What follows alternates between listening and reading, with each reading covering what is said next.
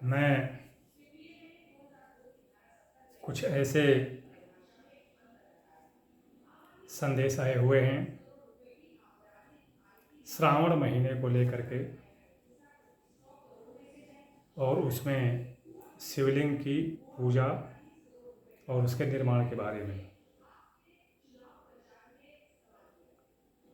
सामान्य रूप में तो जहाँ तक मुझे देखने को मिला है, जो पारद शिवलिंग जो बाज़ार में मिलते हैं, अब क्या पारा होता है नहीं होता है मुझे नहीं मालूम,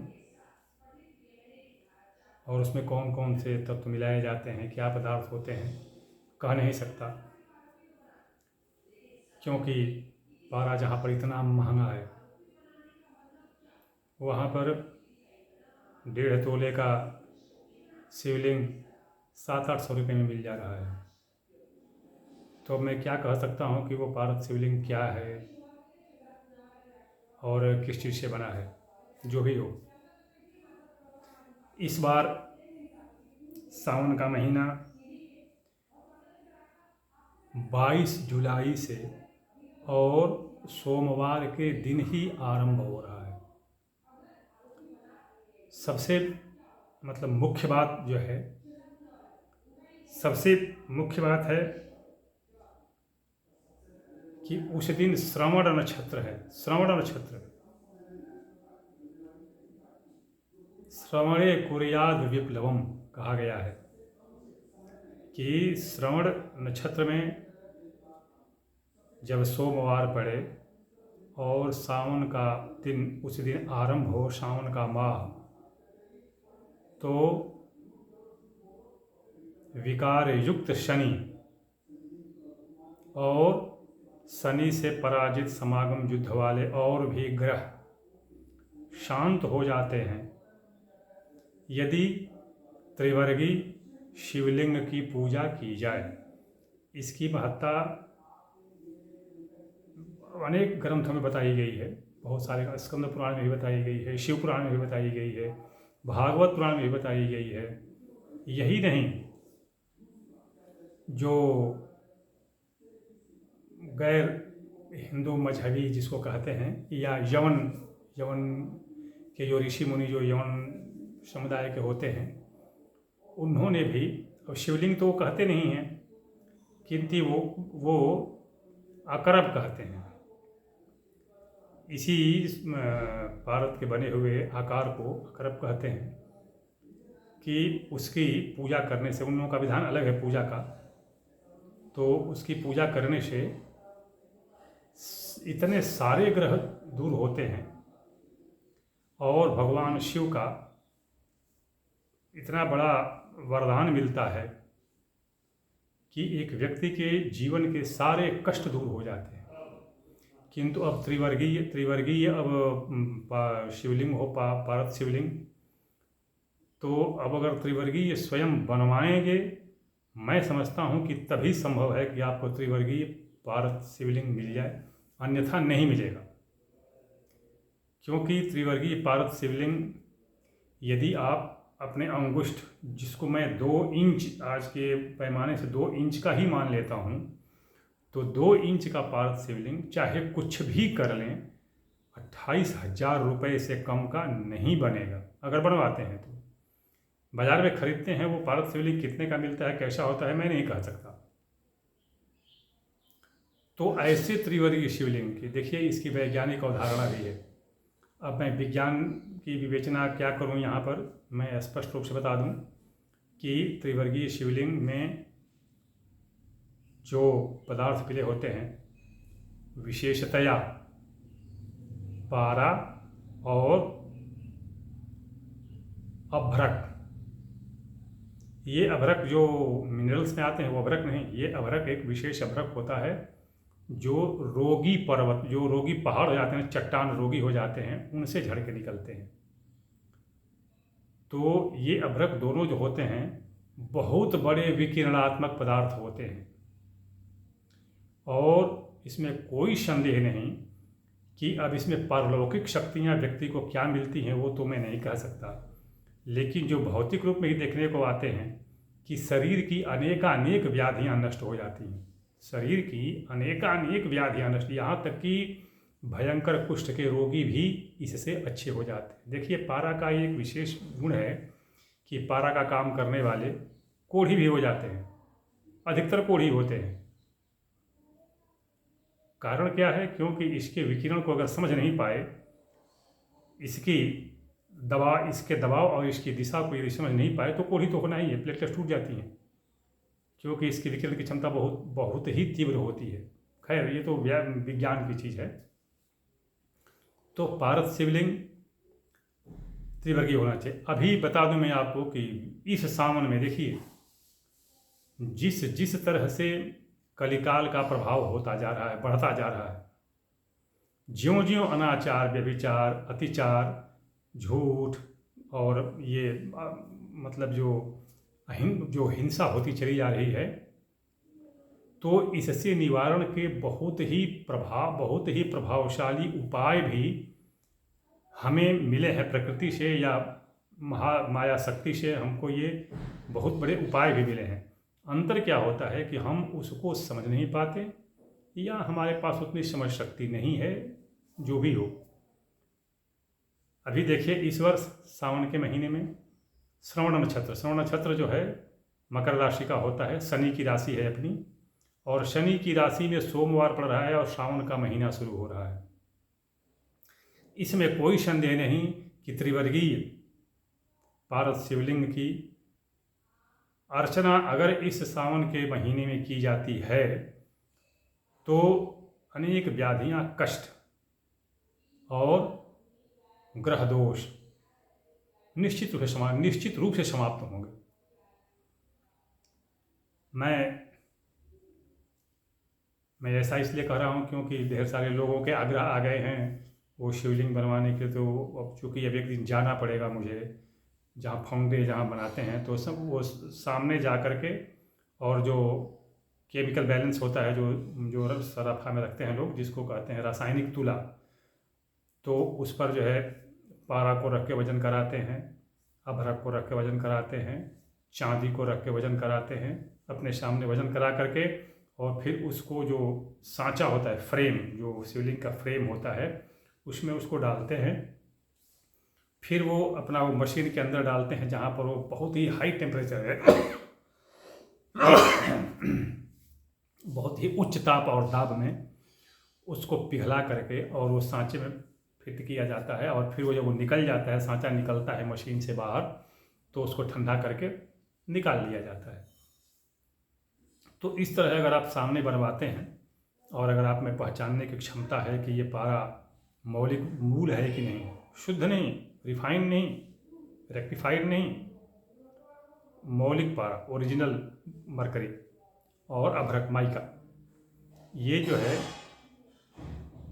जब शुद्ध रूप में पहचानते हो तो शुद्ध रूप में इनको ले करके वजन कराइए सामने। आधा घंटा लगेगा, खड़ा हो जाइए, आधे घंटे में वो बना करके निकाल देगा।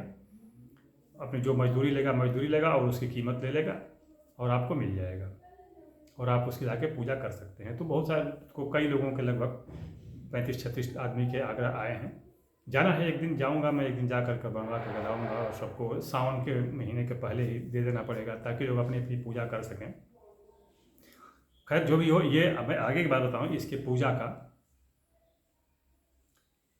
पहली बात तो ये कि बिना पूजा किए ही अगर श्रद्धा भाव से अगर इसको घर में रखते हैं, श्रद्धा भाव से ही अगर घर में रखते हैं और इसे साफ सुथरी रखते हैं, तो ढेर सारी मुसीबतें अपने आप समाप्त हो जाती हैं।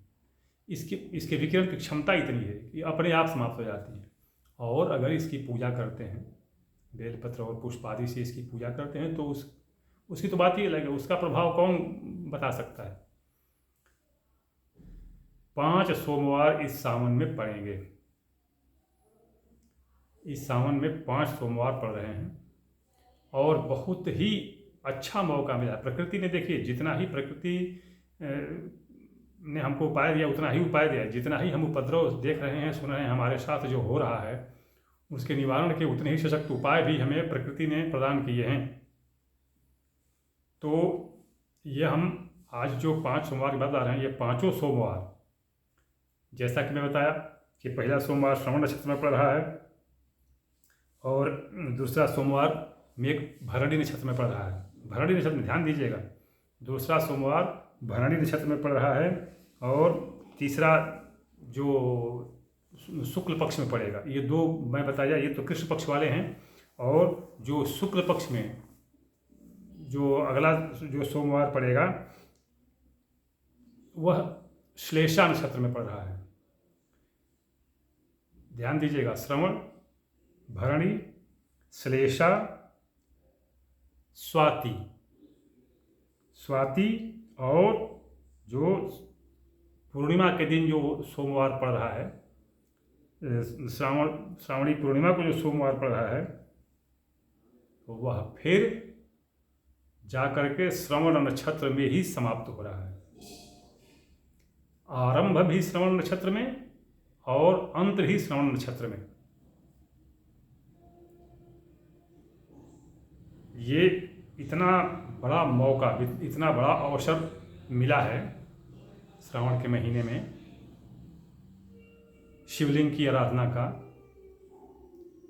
कि ये बहुत ही कम ऐसा अवसर आता है। शनि की राशि में श्रावण का सोमवार आरंभ हो और शनि की राशि में श्रावण का सोमवार समाप्त हो, ये अवसर नहीं मिलता है। तो उपाय तो हमको प्रकृति ने दिए हैं, भगवान ने दिए हैं, महामाया ने हमको उपाय दिए हैं हमें कष्ट निवारण का, लेकिन हम समझ पाते हैं, और समझ पाते हैं तो कर भी नहीं पाते हैं। और सबसे ऊपर बात क्या है कि अगर करने की सोचे भी तो हम समर्थ नहीं हो पाते हैं।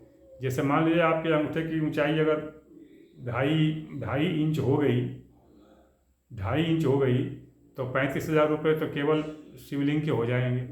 35,000 रुपये तो केवल शिवलिंग के हो जाएंगे।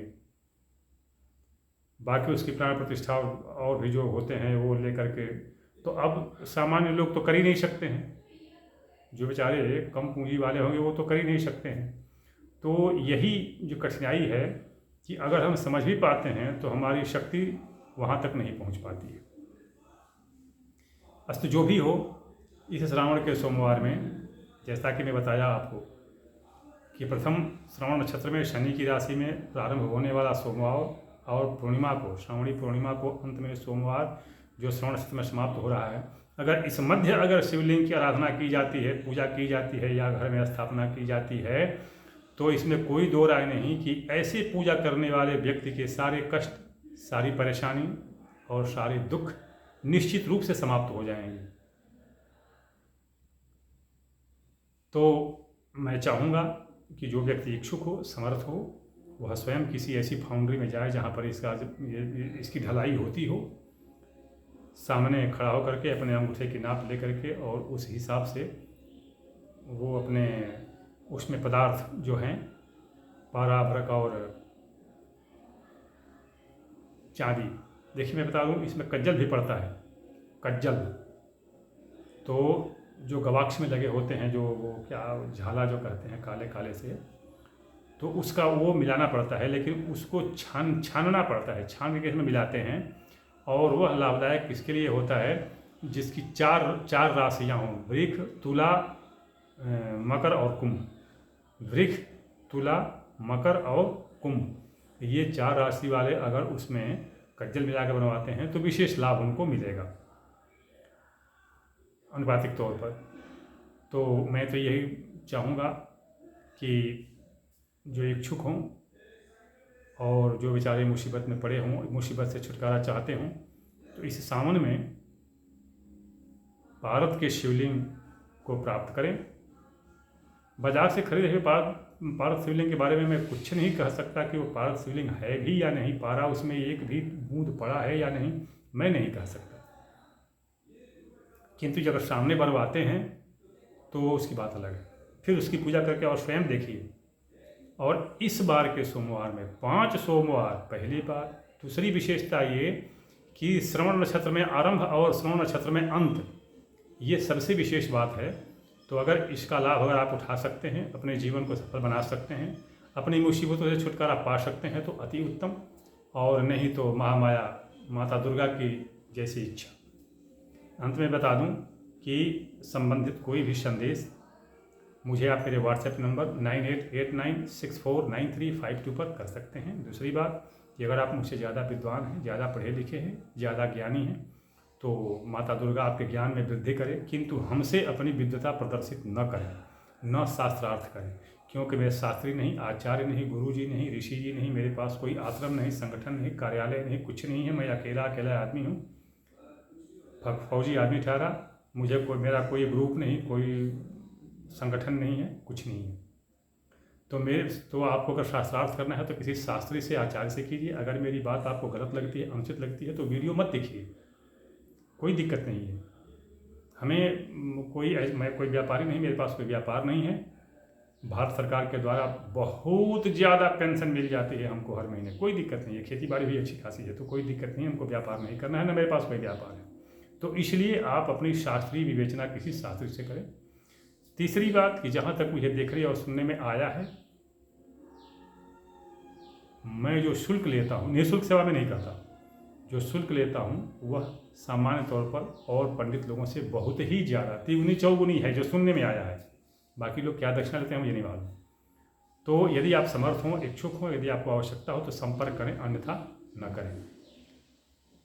अगले वीडियो में किसी अगले विषय के साथ प्रस्तुत हो रहा हूँ, आप उसे देखें। अच्छा लगे तो देखें, नहीं अच्छा लगे तो आगे बढ़ें।